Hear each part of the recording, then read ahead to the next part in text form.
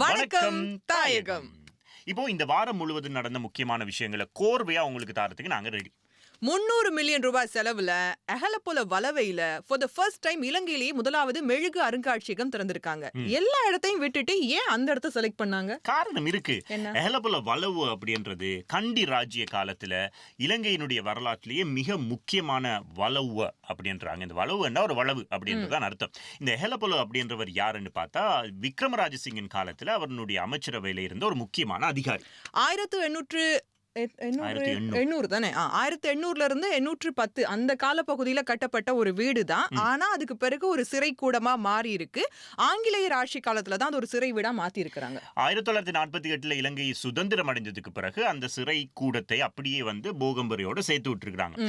இந்த வீட்டை பொறுத்த வரைக்கும் இது ஒரு சாபமடைந்த வீடு அப்படின்னு சொல்றாங்க.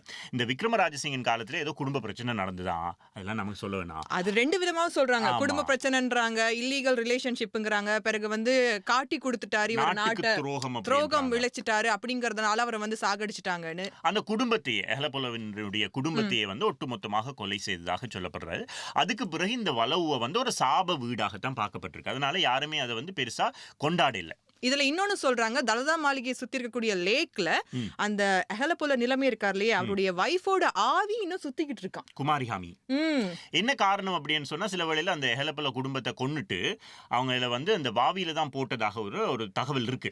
இதுல நாங்க இதை பத்தி தேடி பார்க்கும்போது சில விஷயங்கள் எங்களுக்கு புரியவே இல்லை. தெரிஞ்ச ஒருத்தருக்கு போன் பண்ணி சொல்லும் போது எப்படி சாகடிச்சாங்கன்னு சொன்னாங்க. அவர் சொன்ன உரல்ல போட்டு இடிச்சு சாகடிச்சாங்க அப்படின்னாரு.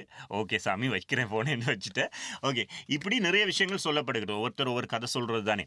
எது எப்படி இருந்தாலும் இந்த வீட்டை இப்பொழுது ஒரு முக்கியமான டூரிஸ்ட் ஸ்பாட்டாக மாத்துறாங்க, மெழுகு அருங்காட்சியகமா மாத்திருக்காங்க. இந்த ராஜ்யத்தோட தொடர்பு பட்ட 35 பேரோட உயிரோட்டமான மெழுகு சிலைகள் அங்க வைக்கப்பட்டிருக்கு. அதுவும் முற்றுமுழுதாக இலங்கை தயாரிப்பு. அந்த அடிப்படையில இதை இனிமேல் யாரும் போய் பார்க்கலாம் அப்படின்னு சொல்லி அறிவிச்சிருக்காங்க.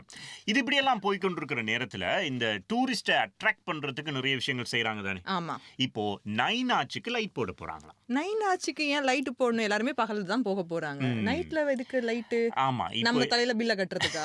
கிட்டத்தட்ட அப்படித்தான் வச்சுக்கோங்களேன். இப்ப நைனாட்சி பொறுத்தவரை அது டூரிஸ்ட் ஸ்பாட் தானே, எல்லாரும் போய் வர இடம். இப்ப அதை நைட்லயும் இரவிலையும் போய் பாக்குறதுக்கான ஒரு அனுமதி கொடுக்க போறாங்க. அதுக்காக அந்த நைனாட்சியை ஃபுல்லா லைட் பண்ணி பாக்குறதுக்கு சும்மா அந்த மாதிரி அழகா இருக்கும். நைட்ல ட்ரெயின் வர விட்டாலும் விடுவாங்க. மேபி இப்படியா இருக்கலாம். இப்போ இலங்கையை பொறுத்த வரைக்கும் நிறைய சுற்றுலா பயணிகள் வந்துட்டே இருக்கிறாங்க. சில பேர் அச்சோ இந்த டைம்ல முடிஞ்சிருச்சே, பார்க்க முடியாம போயிடுச்சுன்னு ஃபீல் பண்ணிருக்கலாம். அவங்களுடைய வருகை இன்னும் அதிகமாக்குறதுக்கும், நைனாட்சியை பொறுத்த வரைக்கும் சுற்றுலா பயணிகள் வருகை அதிகமாக இருக்கக்கூடிய ஒரு தளமாக மாற்றத்துக்காகவும் கூட இந்த டைம் எக்ஸ்டெண்ட் பண்றதுக்காக இந்த விஷயம் பண்ணிருக்கலாம். ஆனா அங்கே ஒரு வைக்கிறாங்க ஆப்பு. என்ன? டிக்கெட் போட போறாங்க.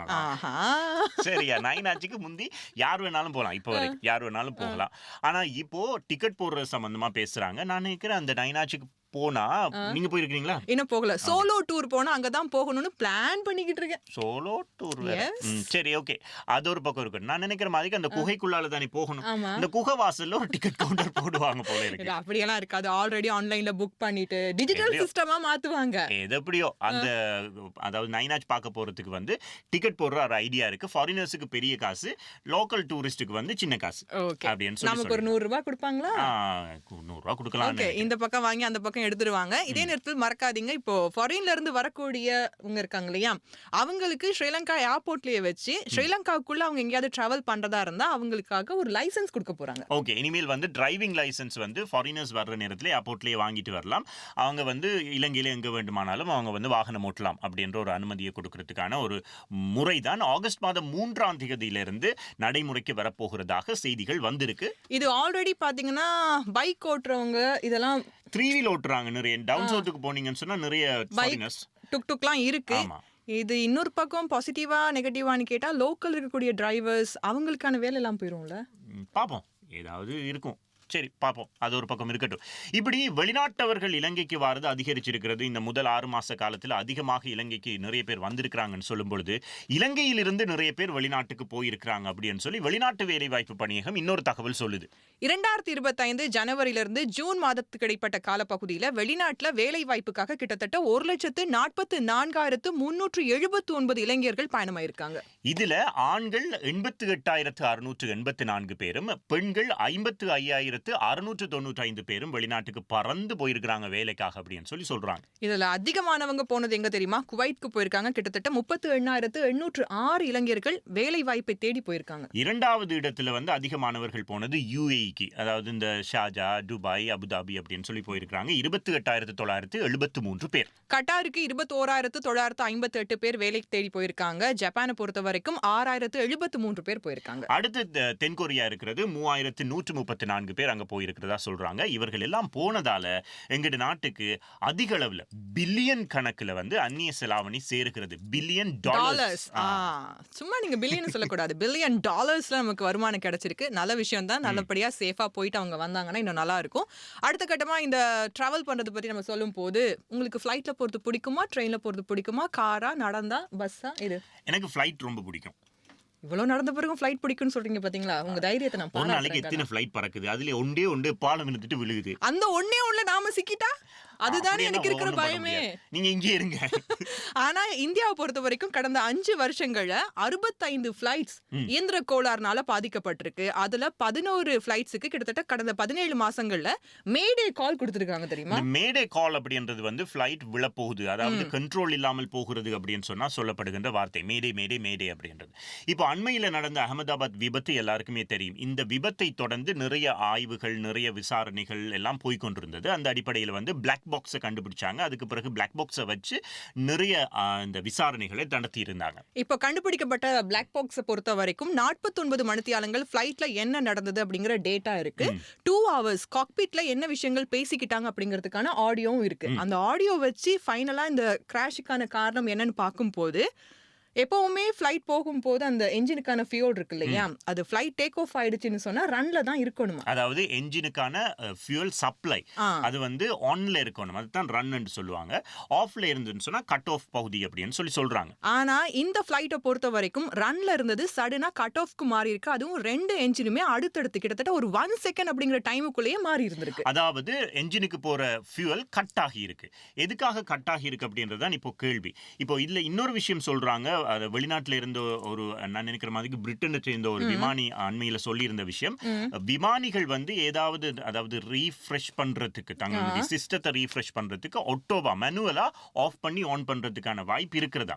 ஆனால் இங்கே என்ன நடந்திருக்குன்றதுதான் விசாரணையில இருக்கு. இதுல இன்னொன்னு என்னன்னா, இந்த 2 சுவிட்சஸுமே தவறுதலா கைப்பட்டு ஆன் ஆயிடுச்சு, ஆஃப் ஆயிடுச்சு, இல்லைன்னா ஆட்டோமேட்டிக்கா ஆன் ஆயிடுச்சு, ஆஃப் ஆயிடுச்சுன்னு சொல்றதுக்கான சான்ஸே கிடையாதான். லாஸ்ட் நிறைய இயர்ஸா வந்து அது ரொம்ப ரிசர்ச் பண்ணி அப்படி எதுவுமே ஆகாம இருக்கிற அளவுக்கு ரொம்ப சேஃபா தான் சுவிட்சஸ் எல்லாமே உருவாக்கப்பட்டிருக்கு. அதாவது யாராவது ஒருத்தர் ஆஃப் பண்ணினால் தான் உண்டு.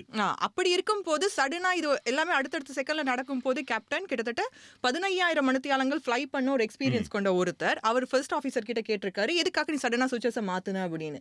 ஃபர்ஸ்ட் ஆஃபீஸரை பொறுத்த வரைக்கும் கிட்டத்தட்ட 3,000 மணித்தியாலங்கள் ஃப்ளை பண்ண ஒரு எக்ஸ்பீரியன்ஸ் கொண்டவர். அவர் சொல்லியிருக்காரு, நான் எதுவுமே சேஞ்ச் ஆகல அப்படின்னு. அடுத்த கட்டமா என்ன பண்றதுன்னு சொல்லி யோசிச்சு மேடே கால் கொடுத்திருக்காங்க. மறுபடியும் அவங்களுக்கு ரெஸ்பான்ஸ் எதுவும் வரல. அடுத்த செகண்டே தான் இந்த கிராஷ் நடந்திருக்கு. உடனே அது வித்தின் செகண்டுக்குள்ள தான் இந்த கிராஷ் நடந்திருக்கு அப்படின்னு சொல்றாங்க. முதலாவது அறிக்கையின் அடிப்படையில் இது இப்படி அறிக்கை வந்த உடனே இந்தியாவை சேர்ந்த விமானிகள் சங்கம் ஒரு அறிக்கையை விட்டிருக்கிறது. இது விமானிகள் மீது வீணாக செலுத்தப்படுகின்ற பழி. அதுல இன்னொன்னு சொன்னாங்க, கேப்டனை பொறுத்த வரைக்கும் ரீசெண்டா அவருக்கு நடந்த பர்சனல் இஷ்யூனால ஒரு ஸ்ட்ரெஸ்ஸுக்குள்ள தான் அவர் இருந்தாரு, அதனால அவர் என்ன பண்றதுன்னு தெரியாம பண்ணிட்டாங்களோ அப்படின்னு. இப்படிதானே இப்ப அவர்கிட்ட போய் நம்ம கேட்க முடியாது. டெக்னிக்கல் எரரா மனுஷங்களுடைய எரரா அப்படின்னு பார்க்கும்போது டெக்னிக்கல் சைட் போனாங்கன்னா நிறைய பிரச்சனை வரும். மனுஷங்க மேல போட்டுட்டோம்னா அது திருப்பி போய் கேட்கறதுக்கு, சாட்சி சொல்றதுக்கு யாருமே வரப்போறது கிடையாது. போனதுதான் அப்படின்ற மாதிரியோ அப்படின்னு சொல்லி இப்ப நிறைய விதமா வித்தியாசமான கோணங்கள்ல சொல்றாங்க. இது எப்படி இருந்தாலும் போன உயிர்கள் வந்து பரிதாபத்துக்குரியவை. எனவே இது சம்பந்தமான விசாரணைகள் நியாயமாக நடத்த வேணும் அப்படின்னு தான் பெரும்பாலும் பேசப்படுகிறது. இப்படி நாங்க பிளேனுக்கான ஆயிலை பத்தி பேசிட்டு இருக்கும் பொழுது எங்கட வீட்டுக்கான தேங்காய் எண்ணெயை பத்தி கொஞ்சம் பேசுவோமா? தேங்காய் எண்ணெய் ஒன்னும் பிரச்சனை இல்லையே. தேங்காய் எண்ணெய்க்கு பிரச்சனை வருது. நிறைய இடங்கள்ல தேங்காய் எண்ணெய் வந்து லூஸ்ல விக்கிறாங்க. ஆமா, நாங்க கூட வாங்கியிருக்கோமே 5 ரூபாய்க்கு 10 ரூபாய்க்கு சின்ன வயசுல பேக்ல கட்டி கொடுப்பாங்க. இப்போ வந்து நினைக்கிறேன் இப்பவும் சில பேர் வாங்குவாங்க. ஆமா, பேக்ல கட்டி எடுக்கிறது, இல்லைன்னு சொன்னா வீட்டுல இருக்கிற ஏதாவது பழைய போத்தல கொண்டு போய் வாங்கிட்டு வரது, இந்த மாதிரி சிஸ்டம் இருக்கிறது. அதாவது லூஸ்ல தேங்காய் எண்ணெய் விற்கிற ஒரு முறை வந்து இருக்கிலங்க. அதை தடை செய்யறதா பிளான் பண்றாங்க. எதுக்காகவா? சுத்தம், சுகாதாரம். ஓகே, இப்போ எப்படி கொடுக்க போறாங்க? ஏற்கனவே பேக் பண்ணப்பட்டது, அதாவது சீல் பண்ணப்பட்ட பாட்டில்ஸ்லயோ இல்லைன்னு சொன்னா பேக் பண்ணப்பட்ட அந்த பேக்கெட்ஸ்லயோ வந்தால் மட்டும்தான் விற்க முடியும் அப்படின்றாங்க. எனவே இதை சடனா வந்து மாற்ற முடியாது இல்லையா? அதனால வந்து இந்த உற்பத்தியாளர்களுக்கு 6 மாதத்திலிருந்து 1 வருஷத்துக்கான காலமும் வழங்கப்பட போகுது அப்படின்னு சொல்றாங்க. எல்லாத்தையுமே வந்து ப்ராப்பரா கொண்டு வர்றதுக்கு பிளான். சோ இந்த பிளான் எல்லாம் எந்த மாதிரி எக்ஸிக்யூட் ஆகுதா இல்லையா, இதனுடைய அடுத்த கட்டமா என்னென்ன விஷயங்கள் நடக்குது அப்படிங்கறத இன்னும் டீடைலா நீங்க தெரிஞ்சுக்கிறதுக்கு வார நாட்கள்ல மறக்காம காலையில 6 மணில இருந்து வணக்கம் தாயகம் கேளுங்க. சரியா? இப்போ நாங்க போயிட்டு வருவோமா? ஓகே, டாடா, கணாதிபன். பாய். நான் கணாதிபன். நான் வனிதா. பாய் பாய்.